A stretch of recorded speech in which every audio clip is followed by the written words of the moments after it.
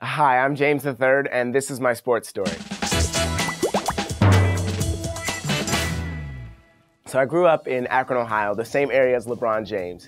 And one day I'm at the movie theater that I work at, standing behind the ticket booth. And from behind the concession stand, I hear like, LeBron James.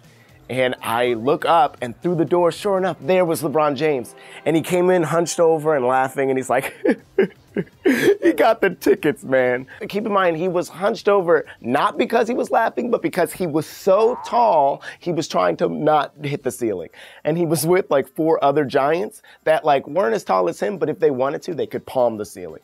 And one of them had the tickets. They handed me the tickets and walked inside. I look up and there's a theater usher, another employee, and she's looking at me and she is fuming. And I'm like, what's wrong? And then she goes, you didn't see it? They brought in popcorn from the Copper Popper, which is like a store and not our concession stand. And she's like, you gotta go in there and you gotta get it. And I'm like, well, why can't you get it? And she's like, I'm on break. And she took off her hat and she left. So I have to go inside the theater and get the popcorn. I walk in and they're the only ones in the theater. And at the bottom of the screen, you can see like 4 silhouettes, which is like their heads, which is blocking the projection. And I go up to them and I'm like, excuse me, somebody said you had popcorn. And they said nothing. They just locked eyes with me. My insides slithered away like a Capri Sun. Finally, one of them goes, man, cut your head off. I don't know what that means.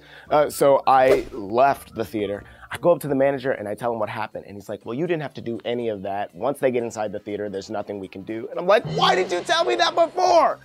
And that's the story of how I met LeBron James, excuse me, King James, and discovered you can bring as much food as you want into the theater. Just don't get caught.